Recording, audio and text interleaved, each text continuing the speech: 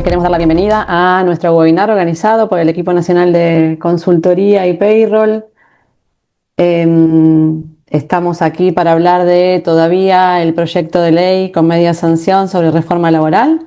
Mi nombre es Romina Hernández, soy directora de Relaciones Institucionales de Crowe y quería solamente introducir al equipo que nos estará acompañando hoy en este webinar: Mateo Horst, que es socio de Crowe y líder del equipo de Payroll; Natalia Ferrero, directora del equipo; Tamara Romani y Augusto Pachás, miembros del equipo y quienes han trabajado con muchísima fuerza en estudiar toda esta ley y en prepararla para poder compartir con ustedes. Así que yo me callo, dejo hablar a los que saben. Solamente decirles que tenemos un espacio de preguntas y respuestas que van a encontrar en la barra de herramientas de Zoom. Pueden dejarnos su pregunta por allí. Igual todo el material está armado también en base a algunas preguntas que fuimos recibiendo al momento de la inscripción. Así que la mayoría que se iban repitiendo las vamos a estar respondiendo. Vamos a estar un poquito ajustados de tiempo para cumplir con los tiempos establecidos. Así que si no llegamos a responder a todas, vamos a hacer un documento de preguntas y respuestas seguramente para hacerles llegar las respuestas a todas sus consultas con posterioridad al webinar. Así que Mateo, toda la audiencia es tuya, los dejo con el equipo y nos vemos al final. Muchísimas gracias, Romy, por la presentación. Como Romy mencionaba, mi nombre es Mateo Horst, soy socio de Crowe y estoy a cargo del área de BPO Payroll, que es el área con la cual estamos organizando esta webinar, con un tema lógicamente de mucha actualidad y de mucho interés en todos los sectores. Aborda, digamos, todo el espectro social, ya sea grandes empresas, pequeñas empresas y, digamos, el público en general, porque es un tema que nos atañe a todos. Así que, bueno, Tami, te pido que arranques a compartir. Lo que yo voy a hacer es simplemente robarle un par de minutos al inicio para contarles, si bien hay muchos clientes, también hay muchos que no lo son. Entonces, hacer un muy breve pantallazo sobre qué es Crowe y darles la bienvenida y agradecerles por sumarse a esta iniciativa. Avanzamos también, si querés, con la presentación.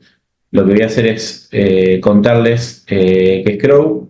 Somos una firma de servicios profesionales, una red global que se especializa en todo lo que tiene que ver con servicios de auditoría, impuestos, payroll y consultoría.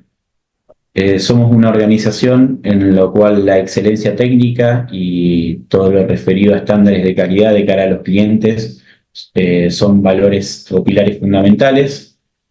Lo que decimos esto de que estamos dentro de las 10 firmas globales de auditoría y consultoría, está referenciado en un ranking que se elabora año a año de manera global. En ese ranking va oscilando, digamos, la ubicación de cada una de las consultoras. En la actualidad ocupamos el puesto número 8. Ese puesto número 8 está solventado, digamos, por lo referido a un revenue global de $5.3 billones, por más de 800 oficinas distribuidas a lo largo y a lo ancho del mundo, con más de 140 países donde están ubicadas esas oficinas, y con una red de más de 40.000 profesionales trabajando en conjunto. Yendo más a Crowe, lo referido con lo local, con Argentina, la firma se encuentra prestando servicios dentro del país desde hace más de 80 años. Esos servicios son prestados por distintas oficinas, ubicadas principalmente en la zona centro del país, con nuestra sede central en Buenos Aires, con oficinas en Entre Ríos, Santa Fe, Córdoba, La Pampa, y recientemente con la incorporación de una firma en lo que es Neuquén, para estar cerquita de todo lo que es el desarrollo de la Argentina vinculado a Vaca Muerta. Bueno, como firma de especialistas, digamos, justamente lo que buscamos es que haya áreas de negocios y prácticas que consoliden todo el conocimiento de cada una de esas prácticas, En lo referido a auditoría e impuestos, tenemos áreas de negocios que centran sus servicios en lo que tiene que ver con las medianas y grandes empresas. En la parte de consultoría, tenemos distintas áreas de consultoría dependiendo de la temática, enfocadas en temas estratégicos, financieros, tecnológicos y organizacionales. También tenemos un área de recursos humanos que principalmente se aboca en los procesos blandos del área de recursos humanos y lo vinculado con reclutamiento y selección. Tenemos también un área de BPO, de todo lo que tiene que ver con tercerización de procesos contables y administrativos, más pensadas para pequeñas y medianas empresas. Un área de finanzas corporativas, un área de sustentabilidad, una práctica de gestión de riesgo y cumplimiento.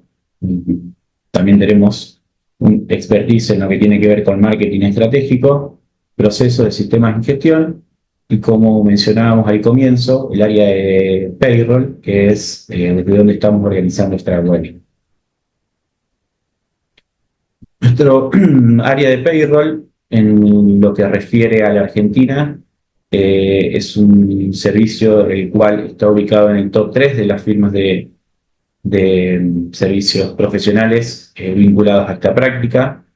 Esa ubicación, digamos, dentro del mercado la logramos gracias a nuestros más de 230 clientes, a que tenemos más de 70 colaboradores trabajando de manera específica y exclusiva en lo que tiene que ver con la práctica de payroll, a que tenemos una trayectoria de más de 25 años de mercado en lo referido a esta práctica. Procesamos más de 30.000 cápitas de manera mensual y esas 30.000 cápitas están distribuidas en más de 115 convenios colectivos de trabajo diferentes. Como un agregado adicional a eso, somos partner de Visma. Es Visma actualmente pasando a denominarse Mandú, un cambio de marca, pero es una empresa vinculada a la tecnología y en particular a lo que tiene que ver con la parte de recursos humanos y payroll.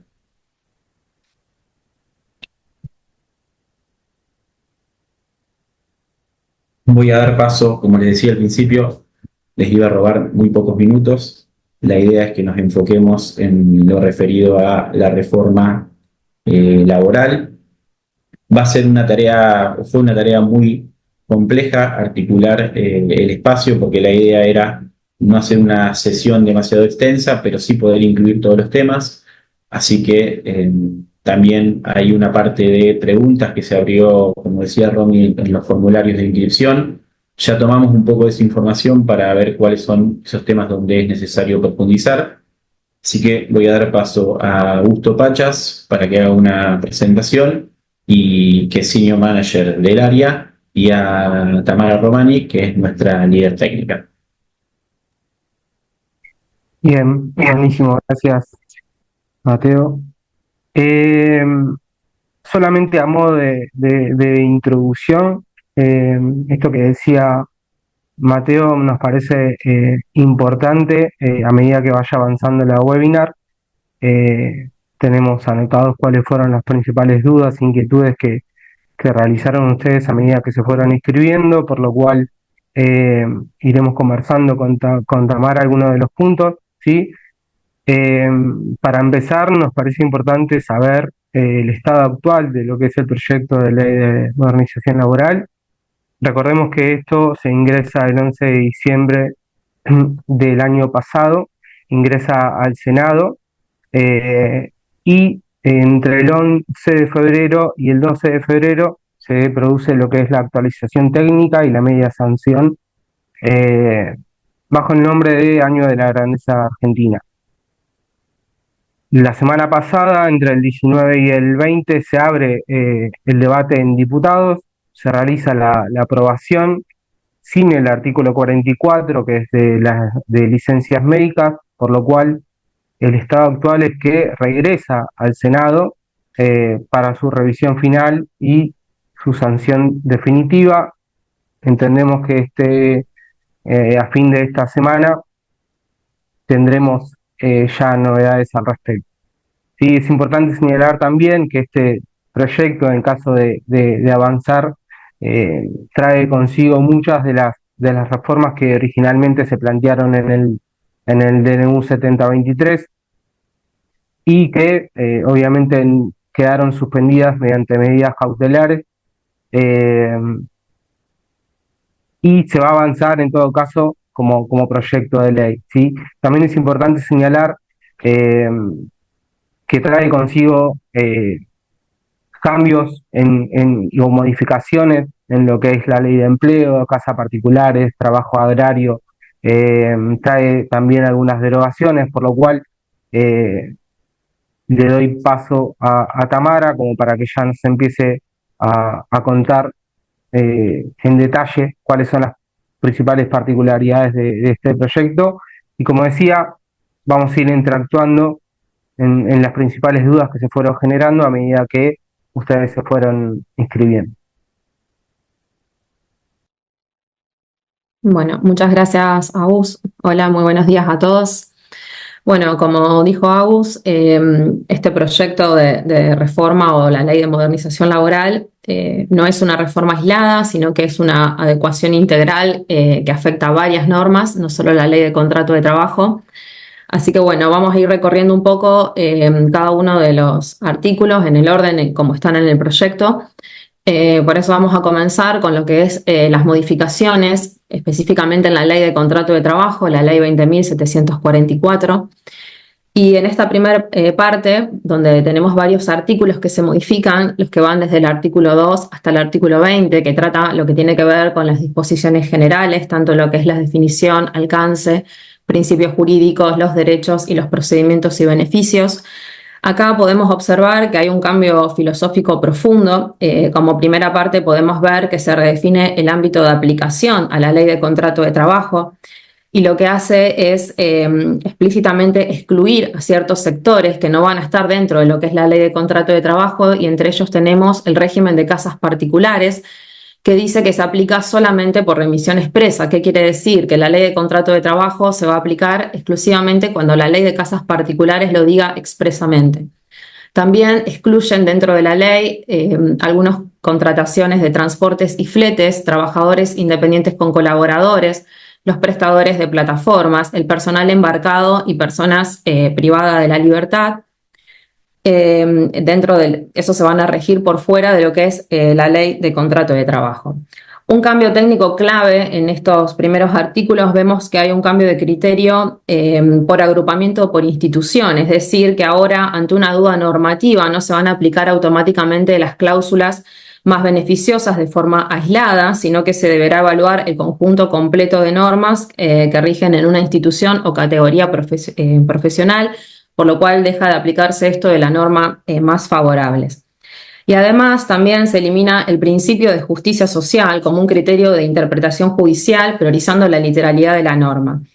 Y también vemos que se incorpora un nuevo artículo, que es el artículo 11 bis, que establece el derecho del trabajador en lo que es capacitación y promoción profesional.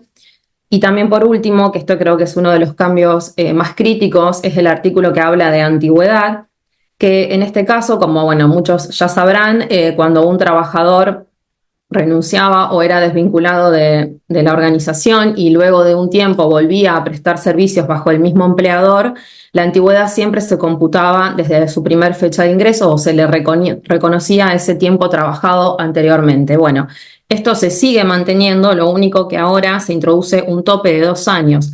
Esto significa que si el trabajador regresa después de una interrupción mayor a ese plazo, su antigüedad previa ya no va a ser computada para el nuevo cálculo.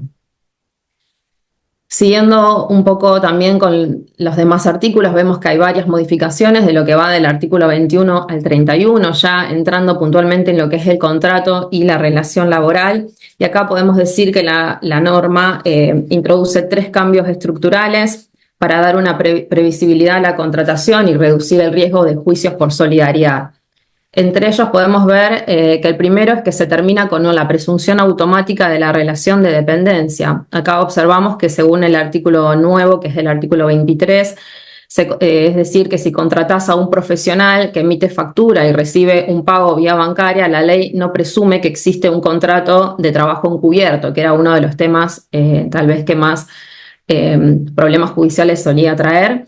En cuanto al segundo orden, podemos decir que se ordenan lo que es las tercerizaciones, es decir, determinan que el trabajador es empleado directo de quien registra la relación laboral, por lo cual si una empresa contrata un servicio o tiene contratistas, va a ser solamente solidario responsable por las obligaciones que se generaron durante el tiempo que efectivamente prestó servicio y no por toda la historia laboral del empleado.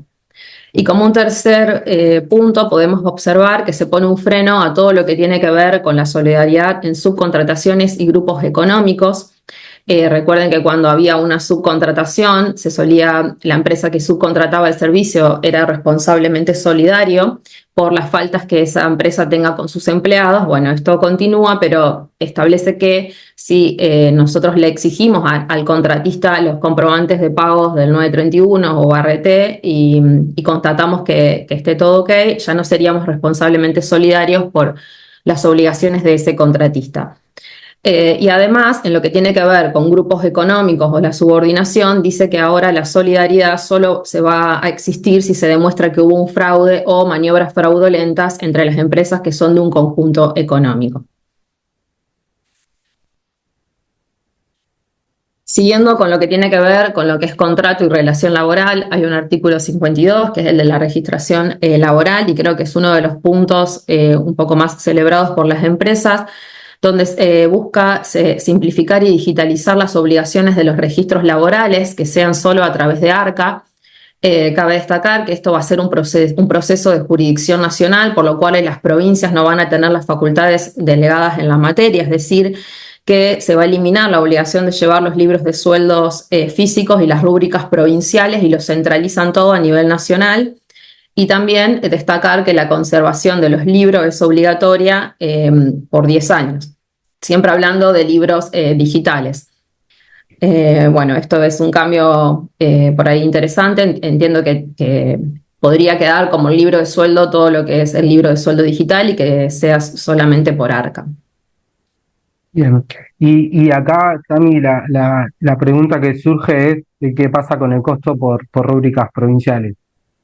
Sí, si bien la normativa, o sea, ratifica que esto es una competencia exclusiva de la nación y que no delega, digamos, a las provincias, obviamente que la eliminación de ese costo administrativo va a depender de que los estados provinciales acepten dejar de recibir esa tasa por rúbrica para evitar una doble imposición o doble registro para el empleador.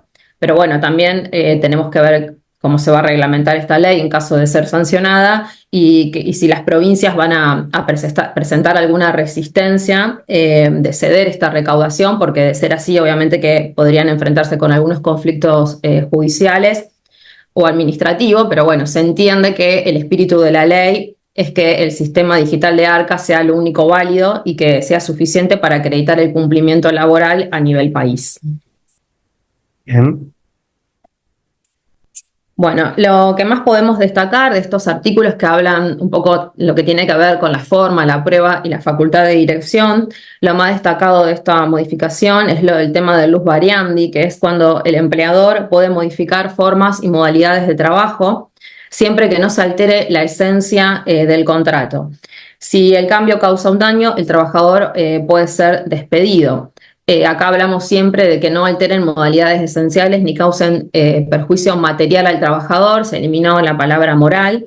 Y en el régimen anterior, digamos, esto pasaba que si un empleador modificaba una condición esencial del contrato de trabajo, como por ejemplo el cambio de horario o el lugar del trabajo, el trabajador podría accionar judicialmente para que un juez ordenara restablecer esas condiciones sin necesidad de romper el vínculo. Bueno, con la modificación se eliminaría esta opción y digamos como que solo se prevé que ante unas medidas vedadas el trabajador con una previa intimación tiene la posibilidad de considerarse despedido, pero tiene que existir esa previa intimación. En lo que tiene que ver con la omisión de formalidades, los jueces evaluarán la omisión de formalidades en función de cada caso y en cuanto a las omisiones de registración, se entiende siempre que si ante la falta de registración de un trabajador, obviamente que se presume a favor del trabajador de que esa relación no fue declarada. Siguiendo con un tema importante también, que es la entrega del certificado del artículo 80. Recordemos que siempre que existía una desvinculación de un trabajador, teníamos como empleadores la obligación de entregar este certificado, así lo establecía la Ley de Contrato de Trabajo. Bueno, y esto lo que busca es extender los plazos y validación de los certificados mediante una acreditación digital automática. Como lo más destacado de la reforma es que el plazo se extiende. Recuerden que antes teníamos 30 días para la entrega de este certificado desde que se producía la extinción del contrato de trabajo, y ahora tenemos 45 días hábiles desde la extinción del contrato de trabajo. En cuanto a lo que tiene que ver con formas de cumplimiento, obviamente que se puede seguir haciendo una entrega física o digital en la sede del empleador, o bueno, digital es que se entrega descargando el certificado a través de ARCA. Pero también incorporan el cumplimiento automático, que esto ya lo había nombrado el decreto 7023, pero bueno, sabemos que estaban suspendidos y no había llegado a aplicarse. Hay que ver ahora cómo lo reglamentan. Pero en cuanto a si la información está disponible en el sitio web de ARCA, se considera que está automáticamente cumplido, es decir, que si el trabajador podría descargarse automáticamente el certificado, ya la obligación por parte del empleador estaría cumplida. Y en cuanto a las obligaciones de este certificado, se mantiene lo que es que tienen que figurar los datos de la relación laboral, la descripción de función desempeñada, las capacitaciones realizadas y las constancias de aportes a la seguridad social. Bueno, ya entrando un poco más en detalle en lo que tiene que ver con las modalidades de contrato de trabajo, vemos que hay algunas modificaciones en lo que tiene que ver el contrato a tiempo parcial, el contrato eventual y el trabajo prestado por integrantes de una sociedad. Con respecto al contrato a tiempo parcial, que es el artículo 92 ter de la Ley de Contrato de Trabajo, acá lo que pasa es que se elimina el tope de las 2/3 partes que establecía la ley en cuanto a que un contrato se consideraba a tiempo parcial si el trabajador trabajaba menos de las 2/3 partes de la jornada legal o convencional. Bueno, ese tope se elimina y lo único que queda es que tiene que ser inferior para que sea tiempo parcial a la jornada legal o convencional. También es importante destacar que ya no sería obligatorio abonar el sueldo equivalente a una jornada completa si el trabajador superara esas 2/3 partes de su horario habitual. Es decir, que ahora el sueldo se pagaría proporcional al tiempo que la persona trabaja. Y bueno, esto también tener en cuenta que existía la prohibición de que los trabajadores a tiempo parcial realicen horas suplementarias o extraordinarias. Bueno, ahora por voluntad, si ellos las quieren realizar, pueden realizar horas suplementarias sobre su jornada reducida, con el único límite obviamente de no extenderse de la jornada legal máxima, salvo, bueno, en casos de auxilios o peligros. Es decir, continúa la prohibición de realizar horas extraordinarias, que son las que superan el límite de la jornada legal, pero sí se permiten horas suplementarias. Lo que tiene que ver con contrato eventual, se establece que el vínculo se inicia y termina con la obra o servicio específico, siendo siempre el empleador quien tiene la carga de la prueba para poder probar esa eventualidad. Esto, bueno, como por ahí saber que el contrato eventual se utiliza para determinados casos concretos vinculados a servicios extraordinarios o para cubrir exigencias extraordinarias o transitorias de la empresa. Y lo que tiene que ver con el tema del trabajo prestado por integrantes de sociedades o grupos, se considera que la relación de dependencia, se considera que existe una relación de dependencia si hay subordinación permanente y exclusiva hacia un tercero. Es decir, que cuando se presten tareas o servicios de una empresa, de todos los empleados que pertenezcan a una misma empresa, se considera que hay una relación de dependencia, y cada uno de los integrantes de esos grupos o sociedades van a ser considerados legalmente como un trabajador en relación de dependencia. Bueno, entrando en lo que tiene que ver con los artículos que hablan de la remuneración del trabajador, hay algunas modificaciones en los artículos que hablan de beneficios sociales, de cómo se determina esa remuneración y qué se consideran prestaciones complementarias. Primero, los beneficios sociales, que es el artículo 103, acá lo que hacen es que se ratifica, digamos, la naturaleza de lo que es un beneficio social. Hablamos de que son prestaciones no remunerativas y no dinerarias y que el empleador otorga voluntariamente para mejorar la calidad de vida del trabajador. Y acá hay que tener muy claro que un beneficio social no se considera un salario, por lo cual no se pagan cargas sociales. Estos beneficios sociales están exentos de aportes y contribuciones. Si bien el artículo 103 ya enumeraba cuáles eran estos beneficios sociales, agrega algunos y bueno, pues a modo de detalle podemos mencionar, bueno, lo que es alimentación, hablamos de comedor o vales, el salud, los reintegros médicos y los planes. En lo que es equipamiento, ropa de trabajo y herramienta, guarderías, reintegro hasta 6 años de edad, siempre contra comprobante, los útiles escolares y los guardapolvos, sepelio, son los que tienen los gastos de sepelios de los familiares a cargo, siempre que sean contra comprobante, y los cursos de capacitación y especialización. Lo más destacado de la incorporación explícita de estos beneficios son los planes médicos y los reintegros de salud. Esto le otorga una seguridad jurídica a una práctica empresarial que es muy habitual y que, bueno, históricamente era lo que era otorgar una prepaga, digamos, de primer nivel o otorgar alguna diferencia de plan superador. Era un riesgo para las empresas porque muchos fallos judiciales lo interpretaban como que ese pago de cuota médica era parte del salario remunerativo como si fuese un pago en especie. Bueno, acá ahora lo detallan que es un beneficio social.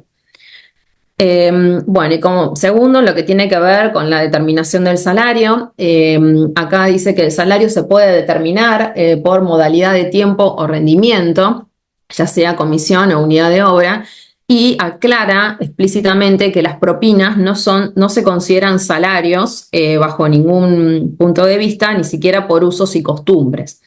Y lo que se introduce dentro de este artículo es una flexibilidad en la entrega de ciertos bonos o adicionales o premios que el trabajador que el empleador le quiera entregar al trabajador. Y esto es lo que tal vez escucharon un poco lo del salario dinámico, que son pagos extras por méritos o desempeños que pueden ser otorgados de forma unilateral por la empresa. Y aclara que la entrega de estos conceptos no generan costumbres ni continuidad por parte del empleador y tienen la facultad de modificarlos o eliminarlos sin que se consideren un derecho adquirido, que es por ahí la duda que pasaba siempre de si el empleador quería entregarle una suma de dinero por algún caso particular o porque habían cumplido algún objetivo, y bueno, siempre estaba la duda si una vez que yo se lo pagaba, si ya era un derecho adquirido para ese trabajador. Y lo que tiene que ver con las prestaciones complementarias, en este caso vemos que se moderniza el esquema permitiendo un poco lo que es el pago del salario, tanto en moneda nacional como en moneda extranjera, siendo obligatorio obviamente que se haga a través de una cuenta bancaria sin costos para el trabajador. Bueno, dice solamente esto con respecto a lo que es el pago de moneda extranjera y bueno, acá aclara que estos conceptos que se llaman prestaciones complementarias integran lo que es la remuneración, pero son no remunerativos y que están exentos del pago de cargas sociales. Y entre ellos podemos nombrar lo que es conectividad, internet, celular laboral, la movilidad, viviendas y los incentivos como pueden ser utilidades, dividendos o acciones. Siguiendo con lo que tiene que ver con remuneraciones y ya yendo propiamente dicho a lo que es el pago del sueldo del trabajador, hay algunas modificaciones en el artículo 124 y como lo más principal que podemos decir de esto es que se elimina el pago en efectivo y el pago en cheque, así como también el derecho del trabajador de exigir que el pago se le realice en efectivo. Y bueno, y también se aclara que, o por lo menos tampoco salió, que las billeteras virtuales siguen sin estar habilitadas para este fin, digamos, no se usan billeteras virtuales para pagar el sueldo. Por eso, bueno, acá hay un cuadrito donde pueden ver lo que estaba vigente según la Ley de Contrato de Trabajo hoy y lo que propone la reforma. Ya no se permite pagos en efectivo, ni cheques, solo por banco. Billeteras virtuales nunca se permitieron y tampoco lo van a permitir ahora.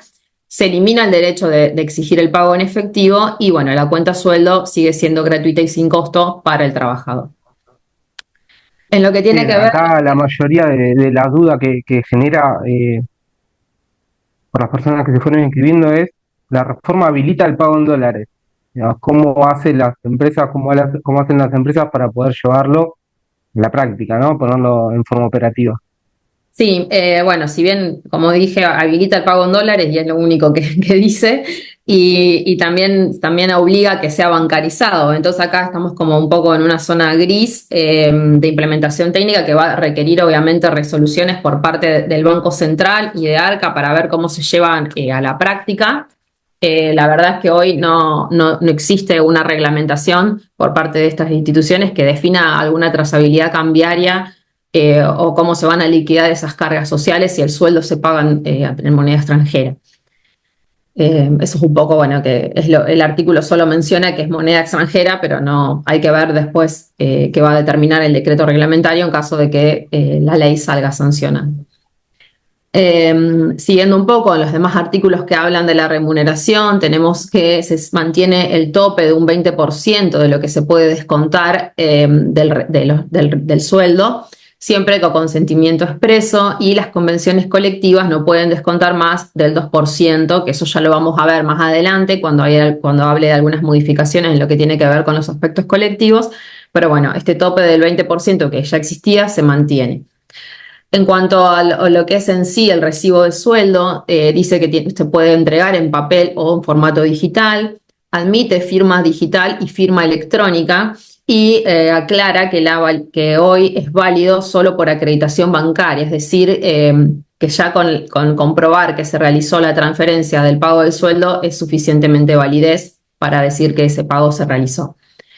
Y en cuanto al contenido en sí de lo que tiene que tener el recibo de sueldo, el concepto de antigüedad lo incluye como opcional, que se tenga que mostrar la antigüedad del trabajador, y sí aclara que deberían detallarse lo que tiene que ver con las contribuciones patronales, todo el detalle de contribuciones patronales. Recuerden que este punto ya había sido introducido por el decreto 7023, pero bueno, como estaba suspendido, no fue llevado a la práctica. Y se elimina lo que es el lugar, fecha de pago y que se tenga que entregar por duplicado. En cuanto a lo que tiene que ver con la digitalización y la conservación de los recibos, recuerden que todo lo que es obligaciones laborales se deben conservar por 2 años y lo que es obligaciones previsionales se deberán conservar por el término de 10 años. Bueno, el proyecto de reforma también modifica algunas cuestiones del artículo de vacaciones, si bien no hay modificaciones tan grandes porque, bueno, el plazo de goce de vacaciones se mantiene, sigue siendo desde el 1 de octubre al 30 de abril, eso no se modificó. Sí, lo que se modificó es el plazo que tiene el trabajador para notificar esas vacaciones o el empleador, perdón, y es que el empleador ahora deberá notificar por escrito con una antelación no menor de 30 días. Recordemos que la norma anterior exigía que debería ser 45 días. Bueno, eso es el cambio por ahí más importante en cuanto a plazo. Después se incorporó que las partes pueden convenir dividir o fraccionar este periodo vacacional con el único límite que ningún tramo puede ser inferior a 7 días corridos, y se ratifica la garantía de verano, es decir, que el empleador deberá organizar los turnos para que siempre un trabajador goce sus vacaciones durante la temporada de verano por lo menos una vez cada 3 años. Y en cuanto a lo que tiene que ver con la interrupción por enfermedad, recordemos que obviamente que si un trabajador se encuentra en licencia por vacaciones y se produce una enfermedad inculpable o algún accidente inculpable mientras se encuentra de vacaciones, las vacaciones se interrumpen, por lo cual, bueno, lo que aclaran dentro de este artículo es que en caso de producirse la interrupción de vacaciones, el trabajador debe volver a reincorporarse al trabajo en la fecha que ya tenía pactada originalmente que debía regresar de sus vacaciones. Y bueno, en caso de que tiene que regresar a esa fecha y que los saldos de días que no pudo gozar porque estuvo en licencia por enfermedad los deberá reprogramar para poder gozarlo más adelante.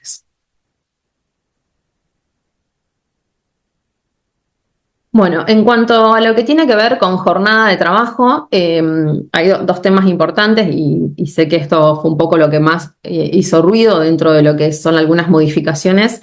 Tenemos el régimen de compensación de horas y la jornada reducida. Lo que introduce la reforma es un sistema voluntario de horas extras donde el empleador y el trabajador pueden acordar un esquema de compensación. ¿Qué quiere decir? Digamos, que el trabajador puede trabajar más horas en una jornada y compensar ese exceso de jornada en otra jornada, trabajar menos horas. Pero sí aclara que es un acuerdo de partes entre el empleador y el trabajador y es obligatorio que estos acuerdos se formalicen por escrito y que exista, digamos, un control fehaciente de ese registro de ambas partes de horas. Esto es lo que se conoce o se puede implementar, lo que es el banco de horas y franco compensatorios para equilibrar los excesos de una jornada. Y bueno, en otro artículo, hablando ya de lo que es la jornada reducida, sí estipula que se permite, digamos, estipular jornadas reducidas con métodos de cálculos basados en promedio según la actividad y siempre que se respeten los topes máximos legales o de las convenciones colectivas, obviamente siempre respetando la jornada legal máxima. En tanto, en estos dos artículos sí lo que se ratifica, digamos, a pesar de esta flexibilidad que pareciera que introducen, es que se ratifica el respeto estricto de los descansos mínimos, es decir, que sí o sí se tiene que respetar un descanso mínimo de 12 horas entre jornada laboral y un descanso semanal de 35 horas. Y acá, Cami, Sí. la mayor duda era qué puede pasar con la jornada laboral. ¿Se puede extender 12 horas y se pueden dejar de pagar horas extra?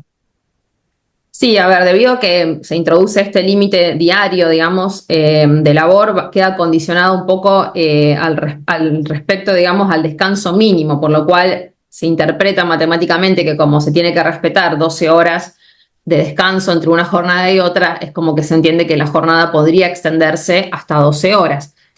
Y obviamente que, bueno, al implementar lo que se conoce como el banco de horas, el empleador podría compensar excesos de una jornada larga con una de menor jornada, digamos, o de menor hora en otro día, y sin la necesidad de abonar estos recargos del 50% o del 100% de las horas extras.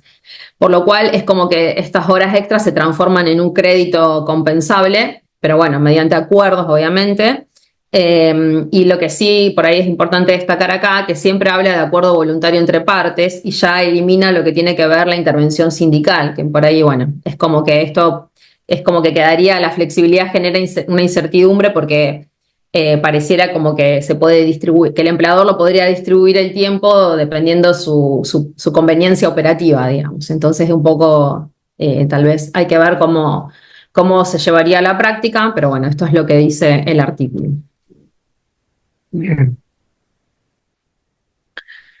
Bueno, finalmente, digamos, salió la media sanción luego de que hubo la eliminación de este polémico artículo 44 que hablaba sobre las enfermedades inculpables y los accidentes inculpables.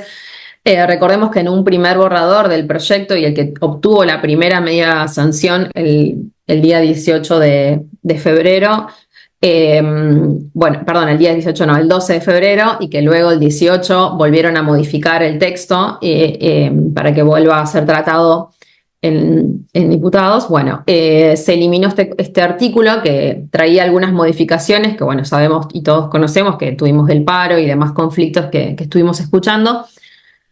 Así que bueno, se eliminó este artículo, por lo cual la situación legal actual es que se mantiene vigente tal cual como está hoy la ley de contrato de trabajo, por lo cual no hay ninguna modificación en lo que tiene que ver con licencias, enfermedades inculpables y accidentes inculpables. Recordemos que, bueno, siguiendo con lo que está hoy, el salario debe abonarse el 100% cuando se produce este tipo de licencias, se descarta al quedar eliminado esta rebaja del 50 o del 75%, es decir, que el trabajador va a cobrar en su totalidad el sueldo. En cuanto a la base de cálculo, se siguen computando los promedios variables, horas extras, comisiones y bolos, no solo el sueldo básico. Y en cuanto a los plazos, obviamente que se mantienen los periodos de pagos de 3, 6 o 12 meses según la antigüedad y las cargas de familia. Así que bueno, ahora veremos si esto se mantiene cuando pase al Senado y tenga su tratamiento definitivo. Bueno, con respecto a lo que tiene que ver con transferencias de contratos de trabajo, Se establece que ante cualquier cambio de titularidad de un establecimiento, la continuidad laboral está asegurada, pasando, digamos, al nuevo dueño todas las obligaciones y conservando el trabajador su antigüedad y todos los derechos adquiridos. Esto, bueno, ya existía, digamos, y según el artículo 228, tanto el que transmite como el adquiriente son solidariamente responsables por las obligaciones existentes al momento de que se produzca la transferencia de contrato. Sí introduce un cambio clave, y es que en la responsabilidad solidaria del adquiriente dice que se limita específicamente a aquellas deudas que debió o pudo haber conocido. Para bajarlo un poco más a la práctica, cuando una empresa decide comprar otra empresa o adquirir los contratos de trabajo que tiene otra empresa, siempre se suele hacer un análisis o lo que conocemos como un due diligence para ver en qué estado se encuentra la empresa y qué deudas tiene hoy, para ver qué deudas va a afrontar la nueva empresa que adquiere esos contratos de trabajo. Lo que dice acá es que si eso se realiza y el nuevo adquiriente está, digamos, en conocimiento de todas las deudas, no va a ser responsablemente solidario si luego aparece alguna deuda que el nuevo comprador no tenía a la vista o no había sido detectado por un ocultamiento de la otra parte. Por lo cual solo es responsable por las deudas que tenía conocimiento, digamos. Bueno, y estas reglas se aplican tanto para lo que es transferencias permanentes como transitorias. El término adquiriente abarca todo aquel que pase a ser titular de un establecimiento, ya sea como arrendatario, usufructuario o tenedor a título precario, y también aplica la transferencia de contratos de locación de obras o de explotación. Bueno, en cuanto a lo que tiene que ver con el periodo de prueba, acá sí quiero aclarar que la Ley de Modernización Laboral no trae ningún cambio con respecto al periodo de prueba. El cambio del plazo de periodo de prueba ya había sido modificado en la Ley Bases, por lo cual, bueno, a modo de recordar, digamos, y refrescar, es que la regla general es que el periodo de prueba es de 6 meses. Y sí tiene la posibilidad de que a través de vía convenios colectivos, digamos, las empresas que tienen entre 6 o 100 empleados podrían extender este periodo de prueba hasta 8 meses. Y las empresas hasta 5 empleados podrían extenderlos hasta 1 año. Lo que sí introduce modificaciones, la Ley de Modernización Laboral, son en 3 puntos que sí tocan el periodo de prueba y que tienen que ver con la eliminación del periodo de prueba. Perdón, la eliminación del preaviso durante el despido en periodo de prueba, que eso ya lo vamos a ver en la filmina siguiente. También tiene que ver con el personal de casas particulares, que se produce una extensión del periodo de prueba, y en el trabajo agrario, que también tiene una extensión, que ahora lo vamos a ver más en detalle. Bueno, en cuanto a todo lo que tiene que ver los artículos que tienen que ver con la extinción del contrato de trabajo, vemos que tenemos varios artículos. Como dije recién, se modifica el artículo 231, que tiene que ver con el preaviso, y se elimina el preaviso por parte del empleador para el caso del periodo de prueba. Recordemos que cuando se desvinculaba a un trabajador en periodo de prueba, el empleador tenía la obligación de abonar 15 días si omitía ese preaviso. Bueno, esto lo eliminaron. Sí se mantiene lo que tiene que ver el preaviso, que deberá abonarlo en caso de que no lo realice. Si la antigüedad del trabajador es de 5 años, se paga 1 mes de preaviso, y si la antigüedad es mayor a 5 años, se pagan 2 meses de preaviso. En cuanto a lo que tiene que ver con renuncia del trabajador, se mantiene su validez mediante despacho telegráfico, siempre que sea gratuito, en formato físico o digital. Y lo único que sí tiene que ser ahora es que se previa una validación de identidad, es decir, ya no es necesario que el trabajador vaya a renunciar al correo, lo podría hacer mediante formato digital, pero tendrá que validar su identidad. El mutuo acuerdo, el artículo 241, sí ahora dice que requiere escritura pública ante autoridad judicial o administrativa, y sí se presume la extinción del contrato si pasan 2 meses sin que ninguna de las partes manifieste la voluntad de continuar la relación laboral. ¿Qué quiere decir esto? Si un trabajador, no se presenta a trabajar, sabemos que el empleador debería intimarlo a que se presente dentro de las 48 horas, y como sabemos, si el trabajador no se presenta, se considera que hizo abandono de trabajo. Bueno, Ahora dice que si una persona no va a trabajar y ni el empleador ni el trabajador realizan ningún tipo de intimación o reclamo y pasan 2 meses sin que ninguna de las partes se diga algo al respecto, se entiende que la relación está terminada de mutuo acuerdo, por lo cual no habría reclamo o indemnización. Y lo que tiene que ver con el contrato a plazo fijo, el artículo 95, cuando hablamos de lo que es la ruptura anticipada, bueno, acá decimos que la indemnización se calcula sobre la antigüedad acumulada hasta la finalización pactada y se elimina lo que tiene que ver la indemnización por daños y perjuicios. Digamos, la diferencia que vamos a tener acá es que si nosotros desvinculamos a un empleado de contrato fijo, siempre se le paga la indemnización, se calculaba la antigüedad que el empleado tenía al momento de la ruptura del contrato. Bueno, ahora dice que no, que se deberá calcular la antigüedad que le hubiese correspondido a la fecha que debía terminar ese contrato a plazo fijo.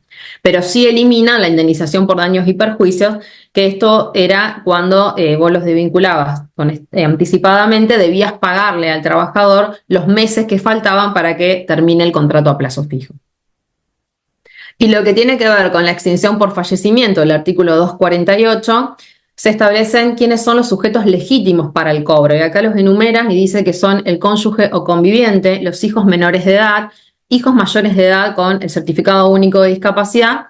Y bueno, aclara que si concurren al cobro más de uno de estos sujetos, se divide en partes iguales. Y también aclara que si el empleador paga esta indemnización dentro de los 30 días, se libera de futuros posibles reclamos.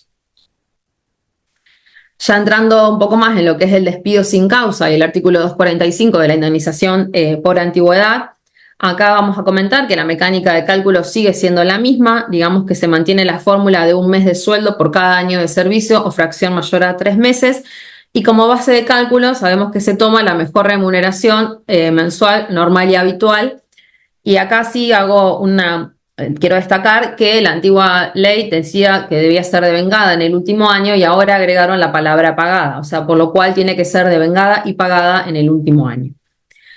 En cuanto a lo que es las exclusiones expresas de lo que forman parte de la base de cálculo, aclara que quedan fuera de esta base lo que es el aguinaldo, digamos el SAC, vacaciones, bonos y premios que no sean de pago habitual. Y cuando habla de habitualidad, que esto ya lo decía la ley vigente, digamos, que un concepto se considera habitual solo si se cobró al menos 6 meses en el último año. Y en cuanto a lo que tiene que ver con rubros variables, sí aclara que si el trabajador cobra rubros variables, como pueden ser comisiones, horas extras, se deberá hacer un promedio de los últimos 6 meses o el último año, dependiendo cuál fuese el más favorable para el trabajador. En cuanto a lo que tiene que ver con límites y topes, se mantiene, existe el tope máximo de hasta 3 veces el salario mensual promedio del convenio colectivo de trabajo, pero sí determinan un piso garantizado, siguiendo la doctrina del fallo Bisotti, que es que la aplicación del tope nunca puede reducir la base en más de un 33%, es decir, que se le tiene que garantizar el cobro del 67% de la mejor remuneración normal y habitual real.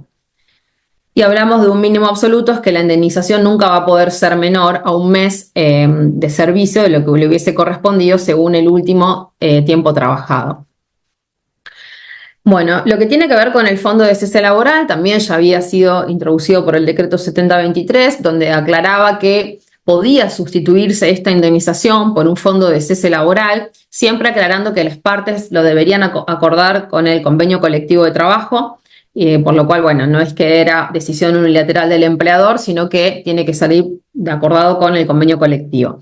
Este fondo de cese es similar a lo que hoy que tienen los empleados de la construcción, y bueno, y que este fondo se iba a financiar, siempre el costo va a estar a cargo del empleador, siempre hablando de que se debe abonar un 8%, creo que es lo que había salido, sobre el sueldo del trabajador por mes, y eso se ingresa a una cuenta a nombre del trabajador, que el trabajador lo podrá cobrar una vez que se termina la relación laboral.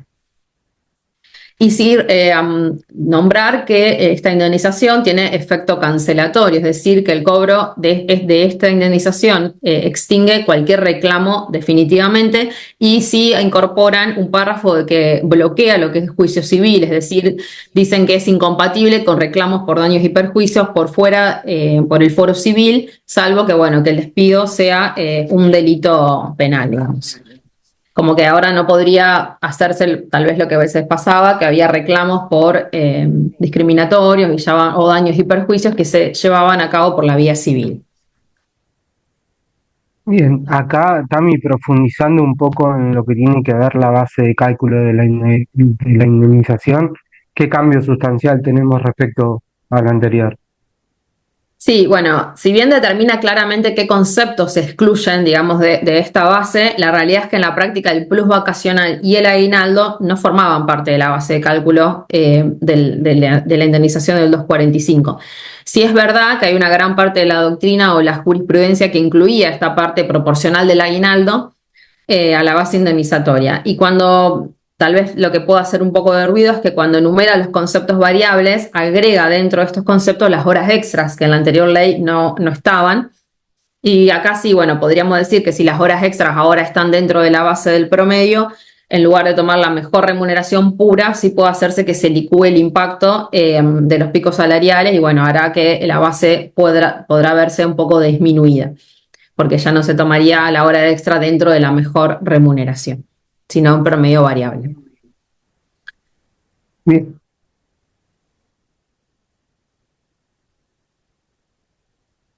Bueno, siguiendo con lo que es extinción del contrato de trabajo, tenemos dos artículos también muy importantes, que uno es el que habla del reingreso del trabajador.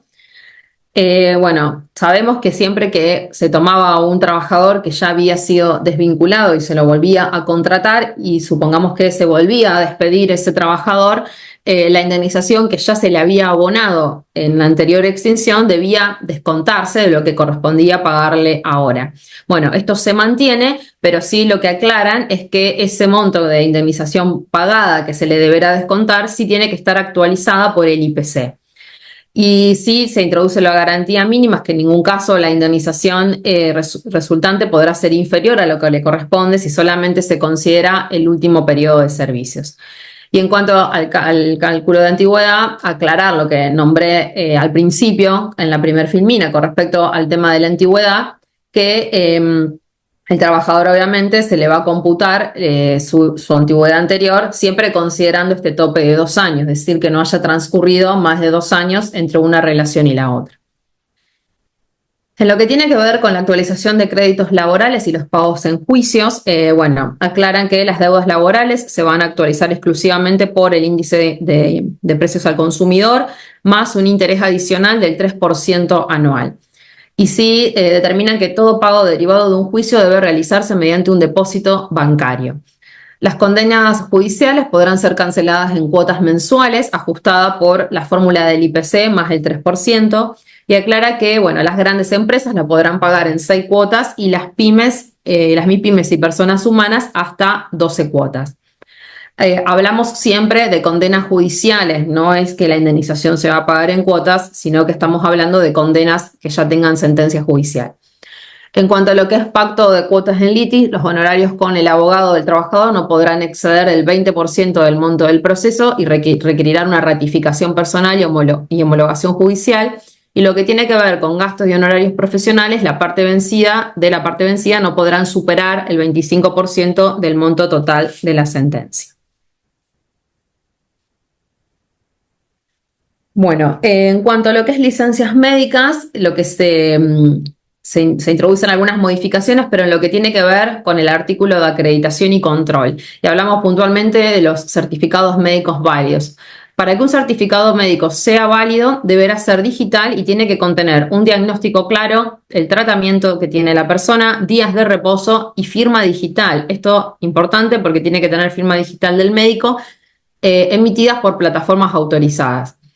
En cuanto al control, bueno, el empleador tiene la facultad legal de verificar el estado de salud de su trabajador, por lo cual el empleado tiene la obligación de someterse a esta revisión al médico que le designe la empresa. El lugar obviamente que puede ser en un consultorio de la empresa o en el domicilio del trabajador. ¿Qué pasa si los médicos no coinciden? Es decir, si el médico que revisa al trabajador no coincide con el certificado o lo que había determinado el médico del trabajador. Bueno, en este caso hay una discrepancia insalvable y dice que deberá hacerse por una junta médica oficial, si ocurre en una entidad pública habilitada o en instituto de trayectoria. Si no hay entidad pública, se va a un centro privado de prestigio y quien paga esta junta médica obviamente es el empleador. Bueno, la falta de firma digital o la negativa de realizarse el control médico de la empresa invalida la justificación de las faltas y bueno, esto puede afectar al cobro del sueldo del trabajador. Bueno, en cuanto a este artículo, que es un artículo 278, sí mencionar que hay una incorporación, es un artículo nuevo que se incorpora a la Ley de Contrato de Trabajo y tiene que ver con remisión de antecedentes y regulaciones de obra social. Bueno, acá lo que se determina es el aviso automático a ARCA, es que si en un juicio se determina una registración deficiente o nula del trabajador en negro, por ejemplo, una fecha de ingreso falsa o un sueldo declarado menor al real, el juez tiene que enviar esos antecedentes a ARCA y cuando se determine la sentencia definitiva. Y el objetivo es que dicho organismo liquide y cobre al empleador las deudas, multas y los recargos correspondientes. En lo que tiene que ver con reintegro por obra social, es que ante la falta de aportes, el empleador va a poder ser condenado a pagar directamente al trabajador, solo si ese demuestra, digamos, que se quedó sin cobertura médica y lo que pagó de su bolsillo para mantener la afiliación. Y el pago que el empleador le tiene que hacer al trabajador se va a limitar exclusivamente a los importes que el trabajador acredite que tuvo que poner de su bolsillo. Y lo que tiene que ver a los frenos a los juicios civiles es que el artículo agrega una cláusula que establece que este cobro de indemnizaciones laborales es incompatible con iniciar reclamos adicionales por daños y perjuicios basados en el Código Civil. Por lo cual también esta indemnización laboral funciona como una reparación única y total, siguiendo, digamos, el mismo lineamiento de la del 245 cuando hablamos de que tiene efecto cancelatorio. Bueno, hasta acá vimos lo que tiene que ver en sí con las modificaciones, un poco, bueno, rápido, pero porque son muchos cambios, de los artículos en sí de la Ley de Contrato de Trabajo. Y ahora vamos a hablar un poco de algunos artículos autónomos que tiene el proyecto de reforma laboral, y entre ellos aparece este Fondo de Asistencia Laboral, que se lo nombra como el FAL. Bueno, que es un nuevo mecanismo que va a entrar en vigencia el 1 de junio del 2026 para ayudar a los empleadores a cubrir pagos por despidos, preavisos, mutuos acuerdos. Es decir, que bueno, es un fondo como de ahorro, para decirlo de alguna manera, para abonar esas indemnizaciones. Bueno, esto es un requisito indispensable, digamos que solo va a cubrir contingencias de trabajadores que estén registrados con más de 12 años de antigüedad al momento del cese. Y bueno, este fondo no se va a aplicar para lo que tiene que ver con relaciones del personal de casas particulares o de la construcción. Sí, el trabajo agrario, pero lo que es casas particulares y construcción, no. ¿Cómo se financia este fondo? Digamos, se va a financiar a través de una contribución mensual que va a ser el empleador, obligatorio, digamos, del 1% para las grandes empresas y del 2,5% para las pymes, que se va a calcular sobre la remuneración base del CIPA. Y aclara que el Poder Ejecutivo puede aumentar estos topes hasta el 1% o el 3% respectivamente. Bueno, se van a pagar junto con las cargas sociales, interpreto que es a través del 931, y el empleador puede pedir la suspender la contribución mensual si demuestra que el saldo que ya tiene acumulado cubre esas contingencias laborales. Y bueno, se aclara que el fondo va a comenzar a responder por esas indemnizaciones una vez que transcurran 6 meses de aportes. En cuanto a lo que tiene que ver con la administración, es una cuenta que el empleador va a tener, es una cuenta individual de la empresa, que será de carácter común y no va a estar individualizada por el trabajador. No es lo mismo que el fondo de cese laboral, es otro fondo distinto. Esto es una cuenta global que va a tener la empresa. Es un patrimonio separado, inembargable, es inajenable y de afectación específica y será administrado por entidades financieras que habilite la Comisión Nacional de Valores. En cuanto a la responsabilidad, es decir, que la existencia de este fondo o si el fondo está insuficiente, no exime ni limita la responsabilidad que tiene el empleador de abonar el 100% de la liquidación final del trabajador.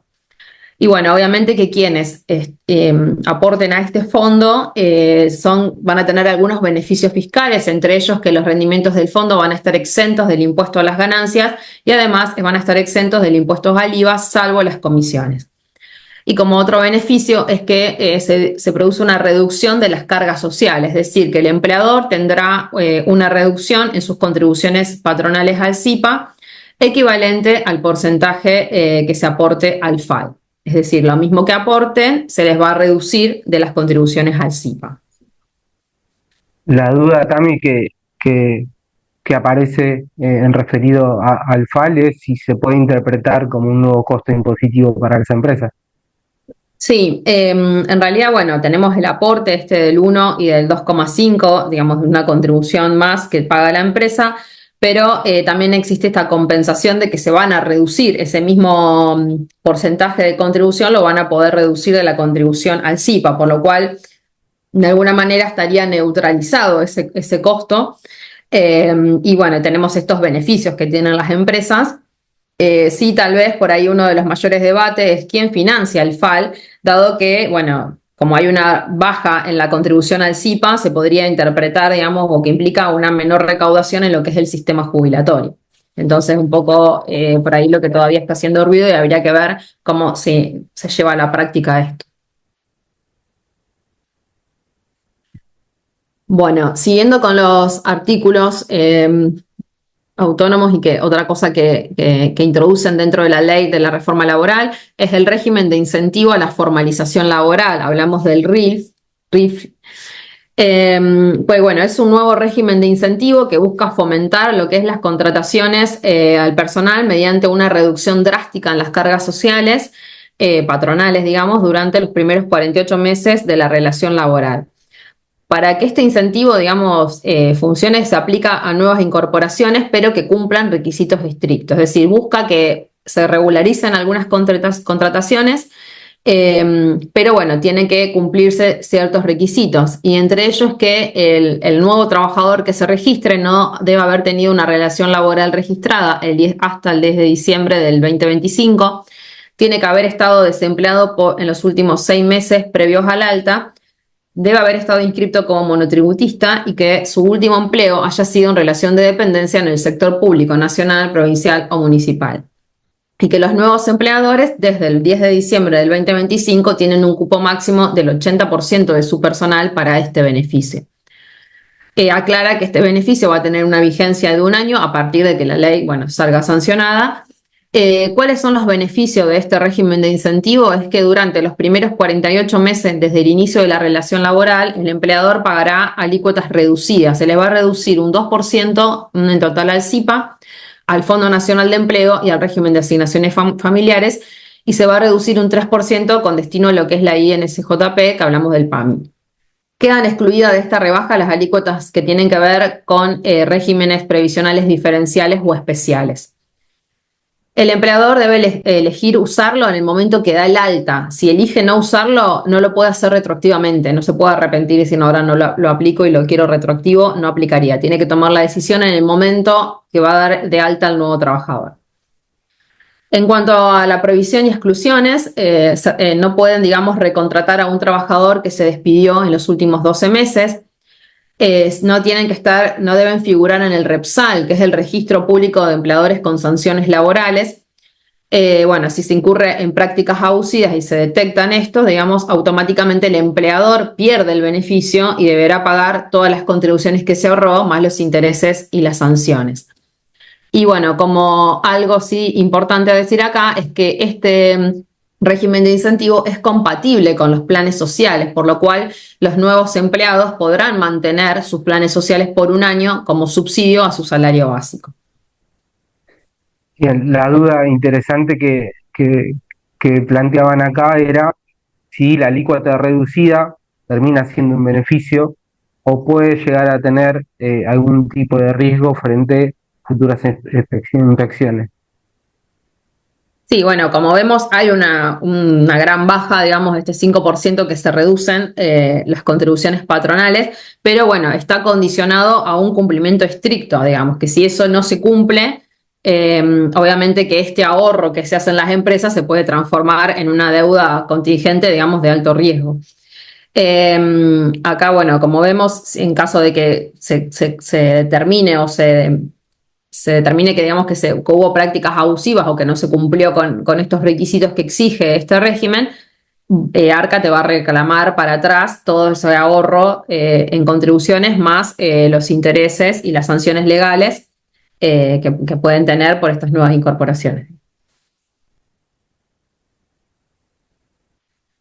Bueno, y otro tema importante es la promoción del reempleo registrado, el PER, que es un programa de regularización. Es un régimen que está diseñado para que los empleadores del sector privado, aclaro que es exclusivo para el sector privado, puedan normalizar relaciones laborales que no fueron registradas o que fueron registradas de forma deficiente. Obviamente una vez que entre en sanción la ley.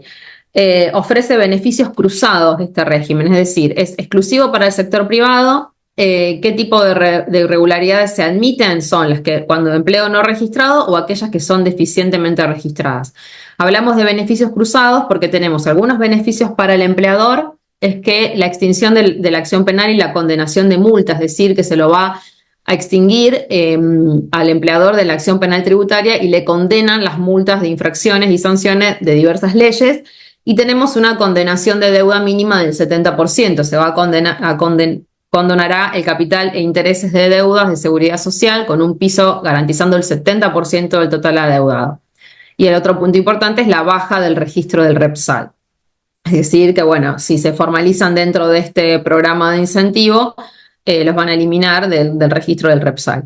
Y el beneficio que tiene para el trabajador es que se le van a reconocer hasta 60 meses de servicio, es decir, que los trabajadores regularizados podrán computar hasta 5 años de aporte para cumplir con los requisitos de la jubilación, pensión por invalidez o fallecimiento. Y bueno, en cuanto a la base de cálculo, los meses se computarán sobre el salario mínimo vital y móvil o sobre la remuneración real del trabajador si ésta fuese mayor al salario mínimo. Y en cuanto a lo que es la cobertura por desempleo, el tiempo regularizado también se va a contabilizar para el beneficio de la prestación por desempleo. En cuanto a las condiciones para poder inscribirse, o sea, entrar dentro de este programa de regularización, es que deberán hacerlo dentro de los 180 días, una vez que esté vigente la reglamentación. Se pueden hacer planes de pago hasta 72 cuotas con una tasa de interés máxima del 12% anual nominal. Y hablamos de incentivos de pago a contado, que se puede obtener un descuento de hasta un 10% de la deuda consolidada si se opta por la cancelación en un solo pago. En línea con la pregunta anterior, quizás acá lo que aparece también es si esta condonación integral de deudas es un beneficio tanto para el empleador y una pérdida de derecho para el trabajador. Sí, en realidad funciona como un saneamiento, digamos, que beneficia a ambas partes, porque, bueno, ofrece una condenación de multas y la extinción de acción penal por parte o sea, al empleador, pero también le garantiza un reconocimiento de hasta 60 meses de aportes al trabajador para su jubilación y la prestación por desempleo. Pero bueno, para acceder a estas ventajas, que incluyen la baja del REPSAL y las opciones de financiamiento, obviamente que deberán hacerlo dentro de los 180 días, si no, no van a poder luego, pasado este plazo, ya estar dentro de este programa de incentivo. Bien, está claro. Bueno, y ya para ir terminando con los últimos artículos que establece el proyecto de ley de modernización laboral, tenemos que hay modificaciones a otras leyes y entre ellas tenemos, el beneficio al empleo ya registrado, que hay una modificación en lo que es la ley de obras sociales, el artículo 161. Acá habla de la contribución patronal del 6% de la obra social. En un primer borrador del proyecto de reforma se había hablado de que esta alícuota de contribución a obra social iba a bajar a un 5%, pero la mantuvieron en el 6%. Bueno, esto es vigencia a partir del 1 de enero del 2027 y bueno, obviamente la Superintendencia de Servicios de la Salud tiene la potestad de auditoría y control de estos fondos. En cuanto a lo que tiene que ver con las derogaciones en la ley complementaria de presupuesto, digamos, bueno, se elimina el artículo 74 para unificar un criterio de presupuesto y contribuciones y bueno, y también se define una etapa de transición hasta este fondo de asistencia laboral, el FAL que hablamos antes, digamos, cómo va a ser esta transición, donde los empleadores deberán pagar las alícuotas plenas del régimen de contribuciones patronales hasta que este nuevo fondo entre en vigencia. Durante este periodo van a quedar suspendidas las reducciones porcentuales, digamos, que establecía el FAL hasta que esté 100% operativo. También tenemos modificaciones en lo que tiene que ver con la ley de empleo, la 24013, y la ley de jornada laboral, la 11544. Bueno, a modo general podemos decir que ahora es el trabajador quien tiene que denunciar ante ARCA cualquier irregularidad en su registro, como fechas de ingresos o salarios incorrectos. Y en cuanto al desempleo, se amplía el acceso a esta prestación para aquellos trabajadores que finalicen su relación laboral por mutuo acuerdo o retiros voluntarios, algo que antes estaba limitado principalmente a lo que era el despido sin causa. Y respecto a la jornada, se van a redefinir las exenciones al límite legal de 8 horas diarias, que donde se permiten prolongar la duración de esta jornada, bueno, en ciertos trabajos, como puede ser dirección vigilancia, trabajo en equipos, urgencias y de fuerza mayor. Y finalmente se deroga el régimen específico de horas suplementarias para dar paso a lo que es el nuevo banco de horas y el sistema de compensación, siempre respetando los descansos mínimos establecidos por la ley. Bueno, también tenemos las modificaciones en lo que es la ley 24467 con respecto a las pymes. O sea, acá podemos decir que la registración laboral de las pymes es exclusivamente de ARCA y elimina la duplicidad de registro y la simplificación en la carga administrativa. También tenemos modificaciones en lo que es la Ley de Organización y Procedimiento de la Justicia Nacional del Trabajo, la Ley 18345 y la Ley de Honorarios Profesionales de Abogados, Procuradores y Auxiliares de la Justicia Nacional y Federal, la Ley 27423. Esta reforma, digamos, busca agilizar lo que es los juicios y poner límites claros a los costos judiciales para evitar que los procesos sean interminables. Digamos, por un lado, se impone un ritmo más estricto a los abogados, estableciendo que si no activan un expediente en un plazo de 6 meses, la causa podrá cerrarse por caducidad de instancia. Y por otro lado, protege a quienes contratan peritos, determinando que sus honorarios ya no dependerán del monto total del juicio, ni del porcentaje de la incapacidad dictaminada, sino de la calidad y la extensión del trabajo técnico.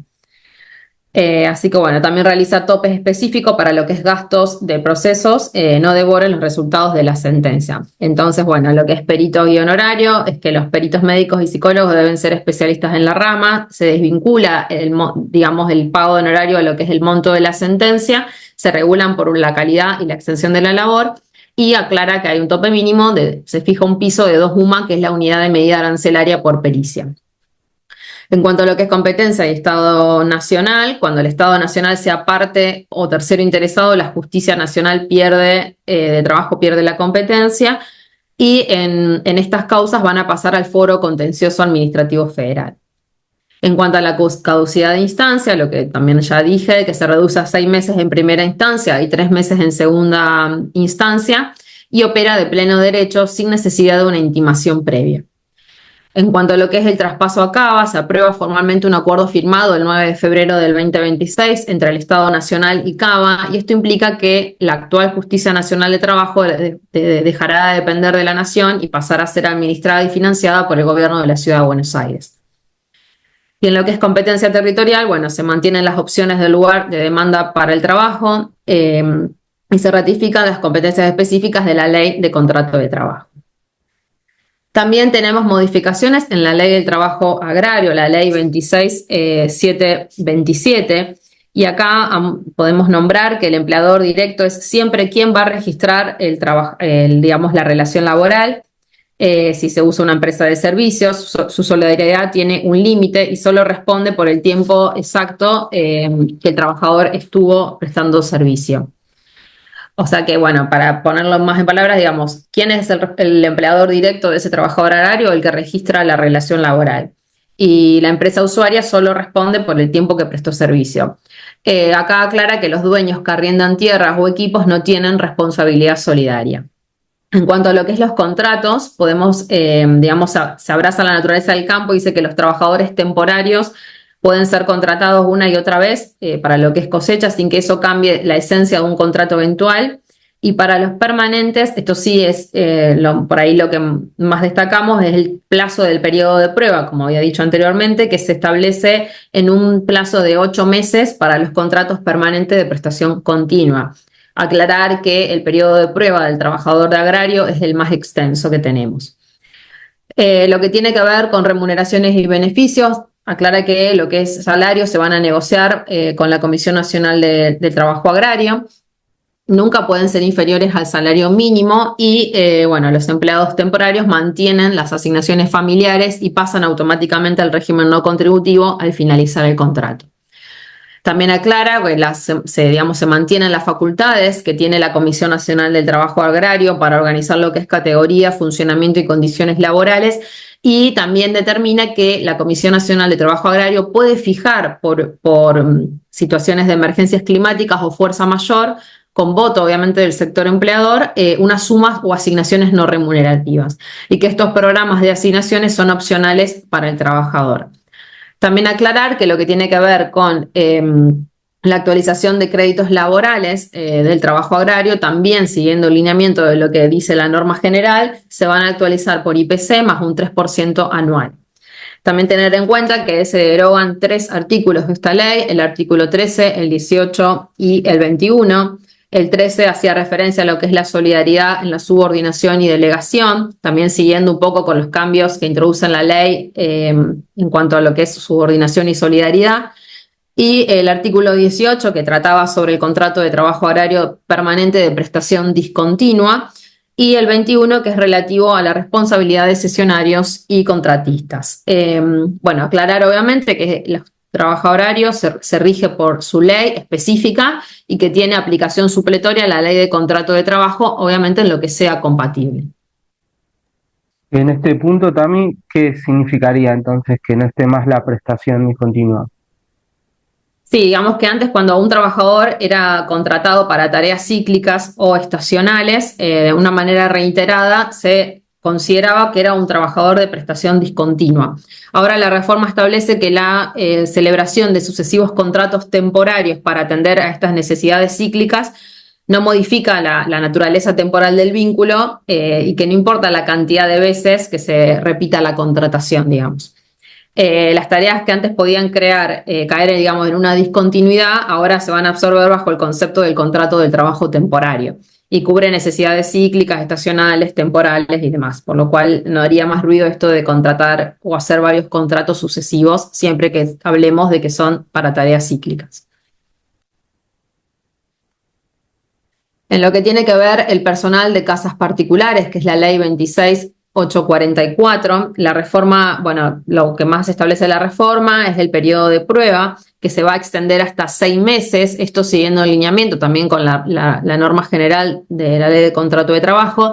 Y una cosa a destacar es que ya no diferencia entre si el personal es con retiro o sin retiro, son 6 meses para todos. Y aclara que cualquiera de las partes puede finalizar el vínculo sin causa ni indemnización durante el periodo de prueba. Y bueno, obviamente que no se puede contratar al mismo empleador bajo la modalidad de periodo de prueba más de una vez, eso aplica para todo. En cuanto a lo que es ropa y elementos de trabajo, sabemos que el empleador tiene la obligación de suministrar esta ropa y elementos de trabajo y aclara que una vez que finalice el periodo de prueba se puede sustituir la entrega física por una suma no remunerativa. En lo que es remuneración y recibos, sí determinan que deben ser electrónicos mediante el sistema de ARCA y que las constancias bancarias son pruebas suficientes de pago de sueldo. En cuanto a los derechos y deberes en cuanto a la jornada y descanso, recordemos que tienen un máximo de 8 horas diarias o 48 horas semanales, con descanso de 35 horas corridas desde el sábado a las 13. El empleador tiene la obligación de brindarle una nutrición sana y suficiente según la jornada, y bueno, tienen la obligatoriedad, obviamente, de contratarle un seguro de ART. Esto es lo mismo en cuanto a la actualización de créditos laborales. El criterio de ajuste es que las deudas laborales se van a actualizar por IPC más un 3% anual de interés desde que la suma sea debida hasta su pago efectivo.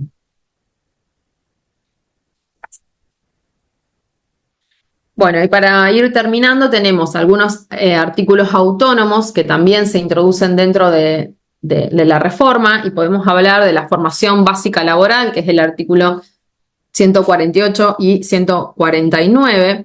Este programa de formación básica laboral, es decir, que se crea una herramienta para poder nivelar las oportunidades de los que quedaron afuera del sistema laboral, y el programa tiene dos ejes muy claros. Primero, uno de competencias básicas para personas sin escolaridad terminada, enfocado en que aprendan a leer y comprender textos, razonamientos matemáticos y alfabetización digital. Y el segundo es de una formación inicial que busca darle habilidades específicas en sectores con demanda real de trabajo en sus regiones. Todo esto va a estar coordinado por la Secretaría de Trabajo, que no solo activará los cursos, sino que también se va a encargar de certificar oficialmente esas competencias para que los trabajadores tengan un respaldo formal a buscar un empleo. Otro de los artículos autónomos tiene que ver con las bolsas de trabajo, y la reforma aclara que estas ya no van a ser obligatorias para el empleador. Ahora los sindicatos u organismos que las manejan podrán proponer listados y currículum, pero la empresa es totalmente libre de contratar a la persona o a cualquiera otra que prefiera. Básicamente se deroga, digamos, cualquier norma o costumbre que obligue a tomar personal exclusivamente a través de las bolsas de trabajo. Así que bueno, es como que ahora las bolsas de trabajo pasarían a ser unos entes facilitadores del talento. Y también tenemos lo que tiene que ver con el régimen de servicios de movilidad y reparto. Acá destacar que la normativa establece que los repartidores y conductores son trabajadores independientes, no van a formar parte o no van a estar bajo la ley de contrato de trabajo. También determina que, digamos, que estos repartidores o conductores tienen ciertos derechos, como la libertad total, tienen el derecho a conectarse y desconectarse cuando quieran, a rechazar pedidos sin necesidad de justificación y sin sanción. Tienen el derecho de recibir la retribución pactada y el 100% de las propinas que le otorgue el usuario. Tienen un acceso a un seguro de accidentes personales que le cubra muerte, invalidez, gastos médicos pagados por la plataforma que utilicen. Obviamente que deberían brindarles capacitación con acceso gratuito. Y bueno, en cuanto a los datos, que el derecho a solicitar la portabilidad de sus datos de reputación e historial. En cuanto a las obligaciones que tiene el trabajador, es que deberán registrarse en ARCA como monotributistas o autónomos y cumplir con los aportes a la seguridad social. Tienen que tener una cuenta bancaria o billetera virtual declarada, y en cuanto a la seguridad, respetar, bueno, las normas de tránsito. En cuanto a las obligaciones que tiene la plataforma con la cual ellos prestarían el servicio, tienen que brindarle un soporte, es decir, garantizarle la atención a través de canales con personas humanas operadores, no solo resolvérselo por bot. En cuanto a la seguridad, facilitarle el acceso a elementos de seguridad como los cascos o indumentaria. En cuanto a la transparencia, informar claramente sobre los criterios de asignación de los pedidos. Es decir, la plataforma tiene que tener transparencia y claridad en cómo se asignan esos pedidos.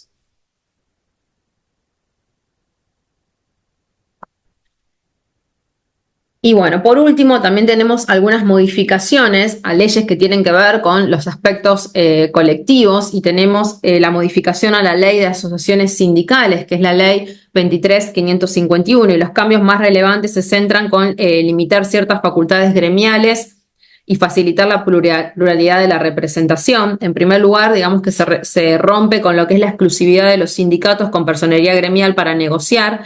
Se reconoce también a los sindicatos con simple inscripción para representar los intereses colectivos, y además se facilita a los sindicatos de empresas a obtener personería si demuestran tener más afiliados cotizantes que las asociaciones preexistentes durante 6 meses. Otro punto clave a tener en cuenta es que la cuota sindical ahora se requiere una conformidad expresa del trabajador para poder realizar esa retención, Y en cuanto a las asambleas, pueden realizarse en los establecimientos siempre que no interrumpan la actividad normal ni afecten a terceros y requieren la autorización expresa del empleador sobre el horario y el lugar donde van a realizar esa asamblea. Se fija un tope de 10 horas mensuales retribuidas para los delegados, a menos que el convenio diga lo contrario, y se incorpora como una infracción muy grave lo que tiene que ver con bloqueos, las intimidaciones a quienes quieren contratar y dañar bienes de la empresa, permitiendo incluso la revocación de personería o la inscripción gremial en casos de reincidencia. Y finalmente, lo que tiene que ver con la tutela sindical, se ajusta, digamos, se incorpora la posibilidad de una suspensión preventiva por parte del juez y se excluye que esta protección de tutela sindical a los quienes son suplentes o congresales. También modifica la Ley de Convenios Colectivos de Trabajo, que es la Ley 14250, y los cambios más relevantes apuntan a una descentralización de la negociación y a los nuevos límites temporales y económicos. Tenemos que se limita la ultraactividad, digamos que al vencer un convenio colectivo solo van a seguir las cláusulas normativas, es decir, aquellas que hacen referencia a condiciones directas de trabajo, se van a mantener vigentes hasta que salga el nuevo acuerdo o convenio colectivo, y las cláusulas obligacionales se van a caer al menos que haya una prórroga expresa. En cuanto a lo que tiene que ver con prevalencia de un convenio colectivo, se establece que un convenio de ámbito menor, como por ejemplo el de una empresa, prevalecerá sobre uno de ámbito mayor, independientemente de cuál sea el más reciente. Y además los convenios de ámbito mayor no podrán modificar ni disponer sobre el contenido de los del ámbito menor. Lo que tiene que ver con cuotas solidarias y contribuciones del nuevo artículo 9 bis, se fija un límite máximo para lo que es descuento de cuota solidaria, no afiliado. Hablamos de solidaria, que tiene un tope del 2% para los no afiliados, y las contribuciones patronales a las cámaras, que van a estar a cargo de los empleadores, tienen un tope del 0,5% de la remuneración. Para los convenios de empresas o grupos de empresas, la homologación pasa a ser un trámite opcional. Digamos que solo procede a pedido de parte, siendo suficiente la registración, la publicación y depósito ante la autoridad. Y se establece un plazo de 1 año para convocar a las partes a renegociar los convenios vencidos. Y para cerrar la consulta anterior, Tami, que aparecía, ¿cuál era el principal cambio que introduce en cuanto a huelgas y medidas de fuerza? Sí, ahí la reforma establece 2 límites, digamos. Primero, que obliga a mantener una prestación mínima del 75% en los servicios esenciales como educación y salud, y del 50% para lo que es actividades de importancia trascendental como transportes o industria alimenticia durante los paros. Y segundo, que va a penalizar, obviamente, como una infracción muy grave y prácticas desleales a las tomas de establecimiento, los bloqueos y cualquier acto que impida trabajar a quienes no adhieran a la huelga. O sea, no se elimina el derecho a huelga, pero sí le pone ciertas restricciones y ciertos porcentajes de cumplimiento para ciertas actividades. Bueno, y para cerrar un poco este resumen de reforma laboral, no sé cómo estamos de tiempo, pero bueno, es fundamental hablar de todo lo que tiene que ver con las derogaciones, ya que el proyecto propone un esquema de limpieza normativa, digamos, en 3 etapas. En primer lugar, hay una eliminación parcial, digamos que son inmediatas, es decir, que entran en vigencia apenas se publique la ley, que tiene que ver con lo que tiene que ver con la ley de contrato de trabajo. Hay eliminación de artículos específicos, el trabajo agrario y las pymes y otros regímenes afectados como la ley de jornada, trabajo a domicilio, convenios colectivos. Estos van a entrar en vigencia apenas sea sancionada la ley. Luego tenemos derogaciones que son completas o programadas para el 1 de enero del 2027, y en esta fecha dejarán de existir los estatutos enteros y regímenes especiales, como por ejemplo el estatuto del periodista, el estatuto del viajante, el régimen del teletrabajo. Esto se va a eliminar. Y también existe una tercera etapa donde tenemos que se van a tener derogación a partir del 1 de enero del 2028, que tiene que ver más con la ley de cine y los medios audiovisuales. Y dentro de las derogaciones completas inmediatas, que también van a estar desde el momento en que se sancione la ley, tenemos la ley, la 23759, que tenía que ver con aspectos electorales extranjeros, la ley 24483, mano de obra nacional, y la 26657, que tiene que ver con la promoción comercial de los supermercados. Bueno, acá estaríamos ya con todo lo que tiene que ver con el repaso bastante general y un poco rápido de lo que es el proyecto de reforma laboral. Fueron muchos temas, la verdad que bueno, reducirlo a una hora fue un poco difícil porque no podíamos explicar tan en detalle cada modificación, pero bueno, espero haber sido clara y que les haya servido un poco, digamos, para tener en el pantallazo de todas las modificaciones o por ahí las más importantes de este proyecto de modernización laboral. Bueno, buenos días a todos. Antes de finalizar la sesión, primero queremos agradecerles a cada uno de ustedes por sumarse a la webinar. Sinceramente estamos impactados y agradecidos por la gran convocatoria que tuvimos y hasta la cantidad de personas que se quedaron hasta este momento. Seguramente vamos a estar organizando nuevos encuentros con el objetivo de mantener actualizados a clientes y a nuevos posibles clientes, y también mencionarles que si bien recibimos varias consultas durante la sesión, vamos a estar respondiendo vía mail a cada uno para que se queden tranquilos, y asimismo vamos a estar mandando el link de la grabación con el material para que puedan contar con ellos. Muchas gracias nuevamente a todos y bueno, esperamos pronto volver a hacer otra webinar. Muchas gracias. Muchas gracias a todos por participar.